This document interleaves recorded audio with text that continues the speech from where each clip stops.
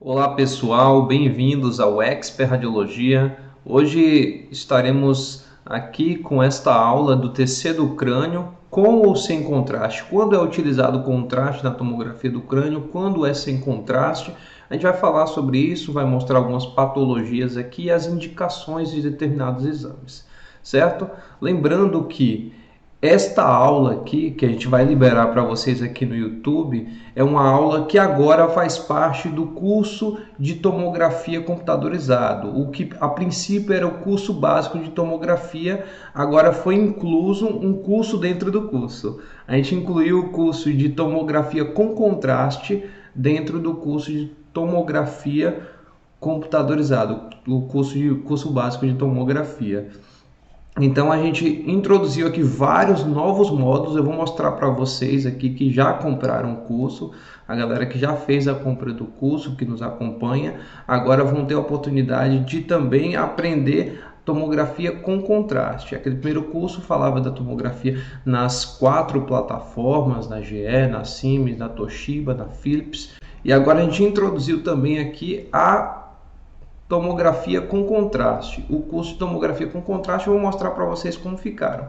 E para vocês que estão aqui no YouTube, a gente vai disponibilizar uma dessas aulas para vocês verem como está bem legal aqui o conteúdo, que é exatamente essa aula aqui de TC do crânio, se é com ou sem contraste, quais são as patologias, como é avaliado cada um nas fases, certo? Então estamos aqui dentro da plataforma do curso de tomografia. Então é o chamado curso de tomografia na prática.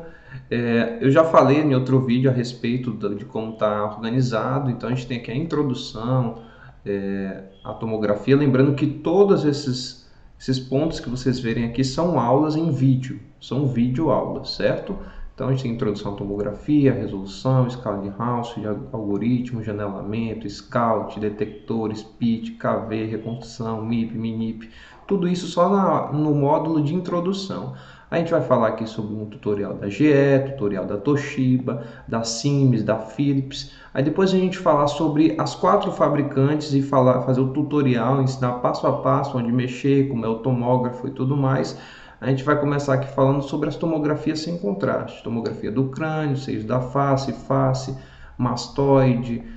E isso vai ser realizado cada um na plataforma diferente, num simulador. Um simulador da Siemens, outro simulador da Toshiba, outro simulador da Philips, outro simulador da GE, para você aprender nas 4 plataformas mesmo. Aí tomografia do abdômen, coluna cervical, torácica, lombar, quadril, joelho, tomografia da patela, o TAGT, tornozelo, ombro, punho. Aí quando chega aqui acabaria o curso, que tinha em torno de 66 aulas. Agora a gente tem 89 aulas. E onde a gente tem aqui a introdução à tomografia com contraste, tá vendo? A gente vai falar sobre a introdução de forma geral, vai falar sobre 2 tipos de bomba, a bomba injetora da Braco, outra da Uric. Também vai falar um pouco sobre a circulação aplicada à tomografia, e daí a gente começa. A gente vai falar aqui sobre as indicações, esta aula aqui que vai estar disponível para vocês hoje aqui no YouTube, vocês vão poder assistir, e ela faz parte do curso, que é indicações e patologia do crânio, e está aqui dentro do módulo tomografia do crânio com contraste. Aí tem a realização do exame, certo? A gente tem até um simulador da bomba aqui dentro da própria realização do exame. A gente vai ter tomografia do pescoço, que a gente sabe que é com contraste, tomografia do tórax com contraste, tomografia do abdômen com contraste. A gente vai ter simuladores aqui desses exames. Então é um curso que ficou totalmente completo agora para vocês. Ele só tinha exames sem contraste, agora foi incluído os exames com contraste. E no último módulo a gente vai ter os protocolos da CBR. A gente vai discutir um pouco sobre esses protocolos. A gente vai falar de todos, desde crânio até as articulações aqui, tá vendo? Todos esses aqui são vídeos. Então, eu vou liberar agora para vocês a aula. Para quem não adquiriu ainda esse curso e tem interesse, estou deixando o link aqui na descrição do vídeo e nos comentários também, no topo dos comentários. É só você acessar. No fim do vídeo também vai ter aqui o link de acesso e comprar. Tá um preço super barato pelo que o curso entrega. São muitos conteúdos, são 89 videoaulas, além de simuladores para você praticar, certo? Então, vamos à aula agora. Então, pessoal, vamos dar início aqui ao módulo de tomografia do crânio com contraste e a gente vai começar com essa aula falando um pouco sobre as indicações, algumas patologias em relação ao crânio. Não só o crânio com contraste, mas o crânio sem contraste. Quando a gente sabe que aquele exame é indicado, tem uma indicação num crânio apenas sem contraste, quando é com contraste, certo? É bem interessante, claro que a gente não vai falar sobre todas as patologias relacionadas ao crânio, até porque eu não tenho conhecimento suficiente para falar sobre todas as patologias, porque são diversas patologias. Mas a gente vai falar das principais patologias que acometem o crânio e aquelas que são estudadas pela uma tomografia do crânio sem contraste e aquelas que são estudadas pela tomografia do crânio com contraste. Bem, geralmente a maioria dos exames do crânio são feitos sem contraste, em alguns casos específicos que é utilizado o contraste. A gente vai ver aqui algumas indicações para uma tomografia do crânio sem a utilização do contraste. Então, geralmente, a tomografia do crânio sem contraste é utilizada para a gente avaliar hemorragias intraparenquimatosas, hemorragia subdural, hematoma subaracnoide, hemorragias extradurais. Também para estudo do AVC, seja ele o isquêmico ou hemorrágico, é utilizado a tomografia sem contraste. Para avaliação de edema cerebral, hidrocefalia e demais causas de dilatações nos ventrículos e cisternas da região craniana. E também para o TCE, o trauma crânioencefálico. Então, nesses casos, geralmente é utilizado ali uma tomografia sem contraste, não precisa da introdução do contraste, porque são avaliações que a tomografia sem contraste já é o suficiente para o médico conseguir laudar. Certo? Vamos falar um pouco sobre algumas patologias, algumas dessas patologias. A gente vai começar falando um pouquinho sobre os AVCs, o acidente vascular cerebral, certo? Então, o acidente vascular cerebral existe o isquêmico e existe o hemorrágico. O isquêmico é aquele onde há um interrompimento da passagem do sangue para determinada estrutura. Então, a gente tem há aqui, como vocês conseguem visualizar aqui, uma perda de oxigenação daquele tecido, ele começa a morrer, por assim dizer, e aqui a gente consegue ver aqui a diminuição da densidade dessa estrutura. Então aqui tem um corte tomográfico aqui da região do crânio, então a gente consegue ver aqui que nessa região a gente tem aqui uma redução da densidade, tá vendo que aqui é um pouco mais acinzentada e aqui é um pouquinho mais escuro. Se a gente olhar, uma coisa que eu dou uma dica para vocês quando estiverem observando patologias, procure sempre simetria. Então, olhe um lado e olhe o outro lado. Esse lado daqui está parecendo com o de cá? Um pouco, parece, não tem tanta discrepância. Porém, tem um aumento aqui dessa área aqui que tem uma densidade menor. Enquanto aqui a gente tem uma área que tem uma densidade menor, mas porém ela não está tão dilatada, tão grande quanto esta aqui. Então aqui há um AVC isquêmico, aqui até tem a descrição que eu tirei aqui do CBR, essas imagens. Há um infarto parcial, tanto A como B tem um infarto parcial aqui do hemisfério esquerdo, certo? Então a gente consegue ver aqui. Então, do lado de cá, nesse outro exame, a gente já consegue ver aqui um aumento considerável dessa área com hipodensidade. Tá vendo que tem uma densidade de líquido, né? Não tem densidade de parênquima aqui. Então, a gente tem uma redução. Aqui embaixo, vocês já conseguem ver o AVC isquêmico, uma baixa densidade aqui também. E aqui também já ocupando toda essa região.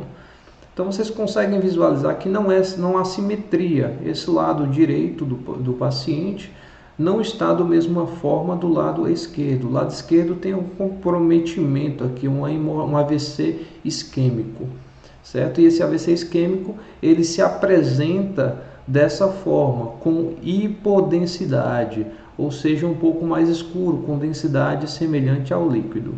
Certo? Então a gente consegue diferenciar o AVC isquêmico do hemorrágico através disso. Tem a descrição aqui, ó, o C e o D, a imagem C e D tem um infarto completo à esquerda, com efeito de massa comprimida, comprimindo o ventrículo lateral. Então a gente consegue ver aqui os ventrículos lateral, tá vendo? O ventrículo lateral direito e o ventrículo lateral esquerdo. Porém, você consegue ver que essa região aqui, ó, do AVC, está aqui comprimindo a região do ventrículo e a gente já não consegue vê-lo de forma correta. Olha aqui também como o ventrículo lateral, ele está sendo aqui comprimido pela região que está comprometida com o AVC isquêmico. Enquanto aqui a gente tem o AVC parcial, o infarto parcial do tecido, porém não está comprometendo, não está comprimindo aqui a região dos ventrículos, como aqui também não está, certo? Então o AVC isquêmico tem esse aspecto. O AVC hemorrágico. O AVC hemorrágico, lembra, a palavra hemorrágico vem de hemorragia. Então, na hemorragia, o que acontece? Acontece a coagulação do sangue. E se você lembra da aula da escala de Hounsfield, você pode notar que o sangue coagulado ele tem uma densidade mais alta do que o sangue que tem o sangue normal. Então, o sangue normal tem uma densidade mais baixa, enquanto o sangue coagulado ele tem um valor na escala de Hounsfield maior. Por isso, ele apresenta-se com a densidade mais alta do que o parênquima cerebral. Por isso, a TC do crânio sem contraste é muito importante nesses casos. Olha como a gente consegue visualizar aqui, ó, uma área com aumento de densidade.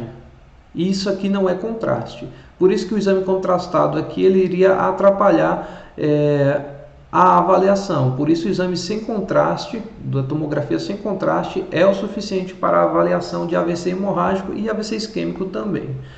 Então a gente consegue ver aqui, ó, esse aumento de densidade nessa estrutura, ocasionado ali pelo rompimento de uma artéria, e esse sangue ele extravasa, acontece uma hemorragia, e com essa hemorragia a gente tem o sangue coagulado, o sangue coagula. E quando ele coagula, ele tem um aumento de densidade, um aumento no valor da escala de Hounsfield. Logo ele fica parecendo contraste na imagem, ele fica hiperdenso, aqui como a gente consegue visualizar, certo? Então a diferença entre AVC isquêmico e o AVC hemorrágico. Um é a oclusão de um determinado vaso, causando um infarto de determinado tecido, e esse tecido se apresenta com a densidade baixa em relação ao parênquima cerebral. Enquanto o AVC hemorrágico, você tem ali o extravasamento de uma determinada artéria e esse sangue, ele acontece uma hemorragia, então você tem um derramamento desse sangue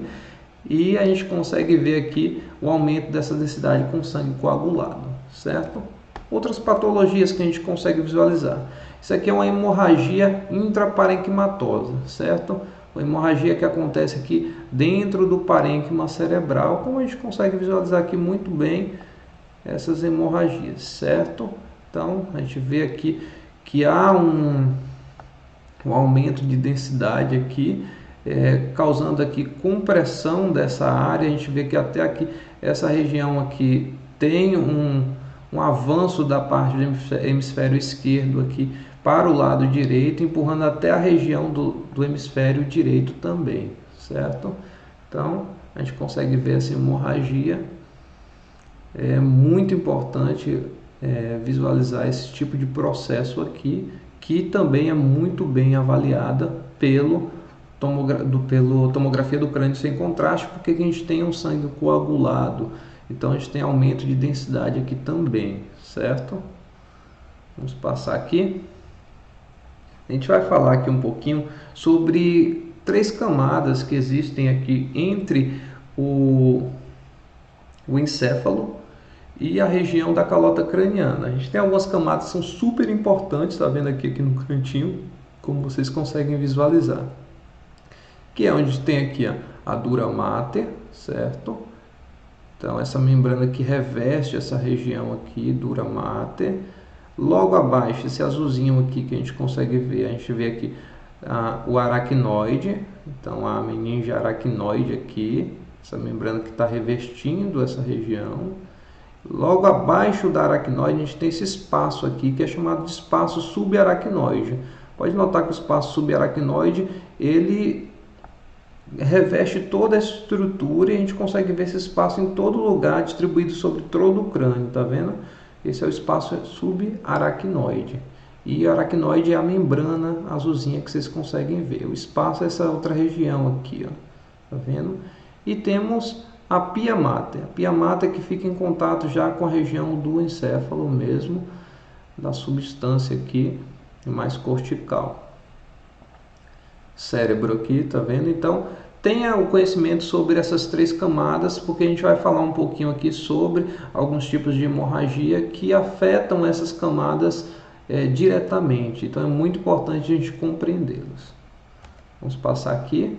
Então, a gente vai começar aqui falando exatamente sobre hemorragia subaracnoide. É um sangramento no interior do espaço subaracnoide. Então, é um sangramento que acontece nessa região desses espaços aqui, ó. E a gente sabe que sangramento tem uma densidade mais alta do que o parênquima cerebral. Não é acinzentado, ele fica mais voltado para o branco. Parece até que esse exame foi feito com contraste, mas não foi. Isso aqui é um sangramento, uma hemorragia subaracnoide, HSA, onde a gente tem aqui o preenchimento do espaço subaracnoide com sangue com a densidade maior, um pouco coagulado, fora da sua região.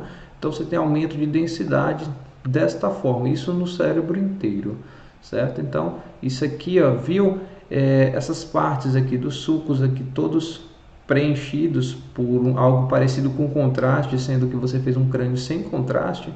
Isso aqui é sugestivo de hemorragia subaracnoide. Só lembrando que essa aula aqui não é para laudo, é uma aula para você compreender algumas imagens, para você ter um certo domínio, certo? E compreender algumas indicações, saber que aquela determinada indicação ela está voltada para um exame que não precisa de contraste ou que precisa de contraste. Então, se você percebeu que existe alguma patologia que necessita de contraste, seja na indicação, seja na hora que você está realizando o exame, pode fazer a fase sem contraste e contatar o médico radiologista, pedir para ele dar uma olhada na imagem, ou se você está com um pedido, você verificou lá que o médico pediu alguma coisa que tem que ser com contraste, o exame que tem que ser com contraste. Então você pode chegar ao doutor, o médico solicitante, isso para o médico radiologista, a gente chega, o médico solicitante ele pediu uma tomografia sem contraste, porém a justificativa do exame é essa aqui. Aí o médico radiologista vai avaliar, você pode beneficiar o paciente com isso, porque você sabe que provavelmente o médico radiologista vai querer que injete contraste, então você já chega e avisa ele, e aí ele consegue laudar de forma mais completa uma determinada patologia. Então vamos continuar aqui, hemorragia subaracnoide, que é uma hemorragia que acontece no espaço subaracnoide.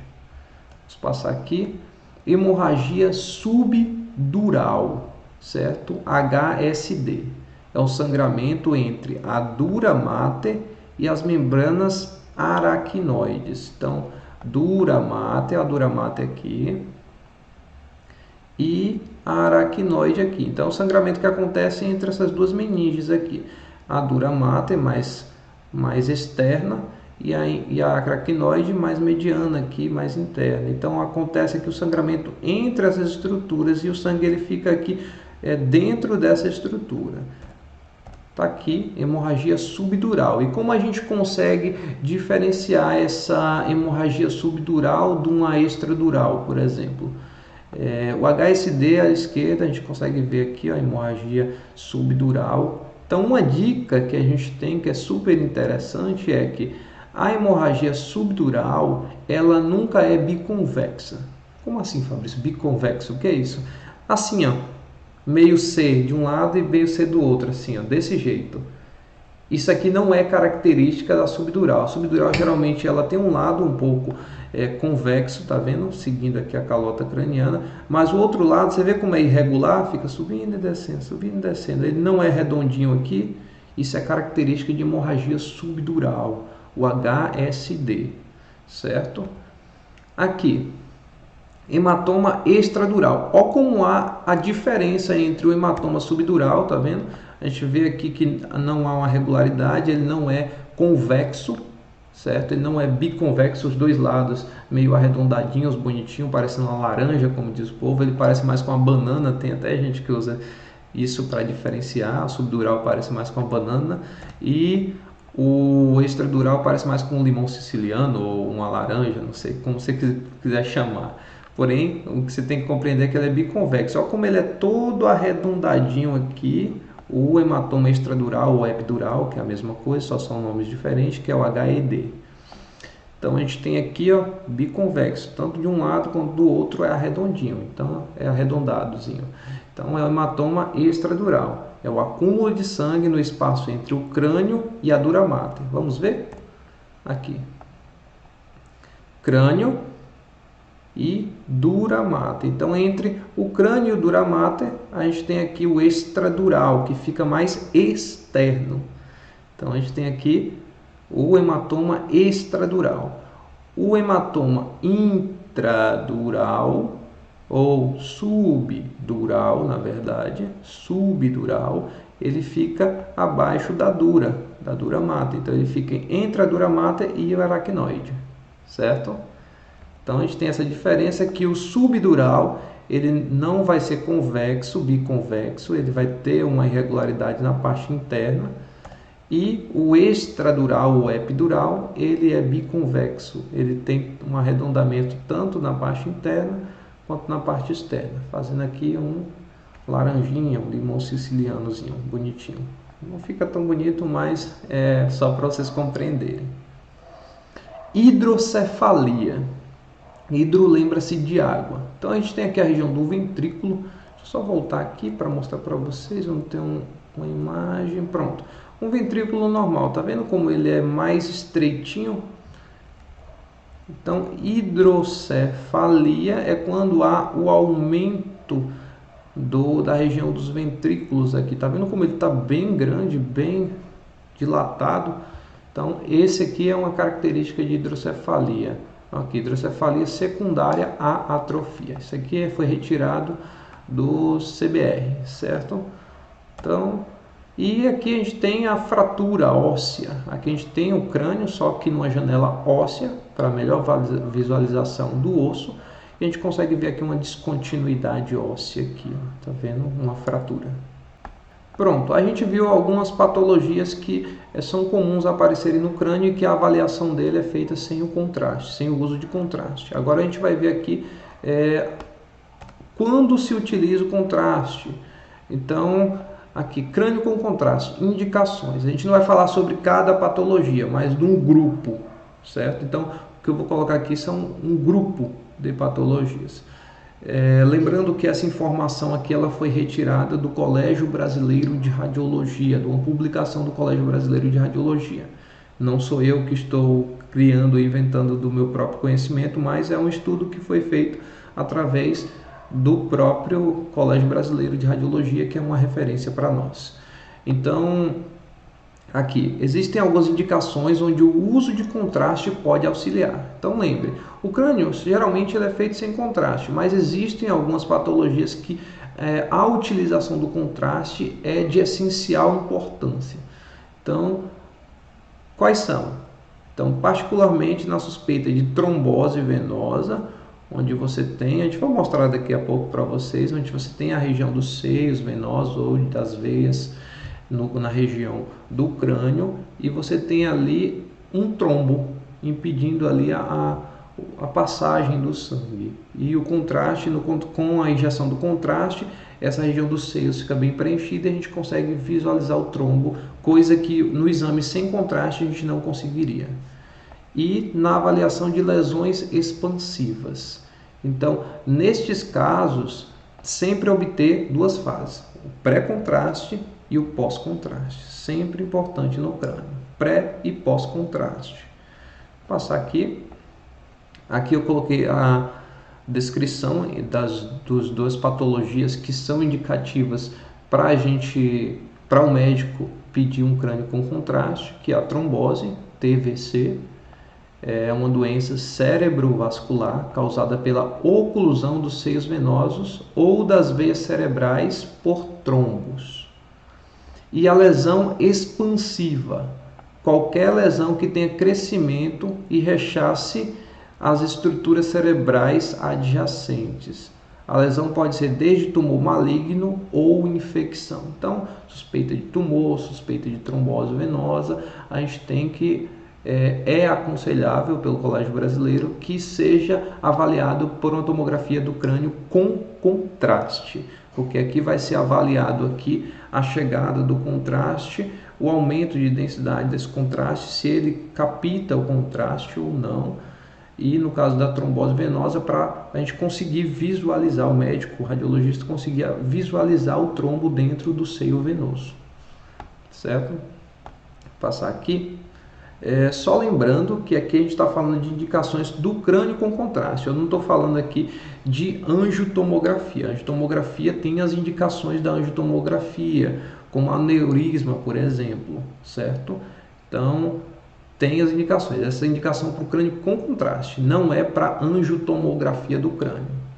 Indicações do angiotomografia do crânio no curso de angiotomografia, certo? Então, vamos passar aqui.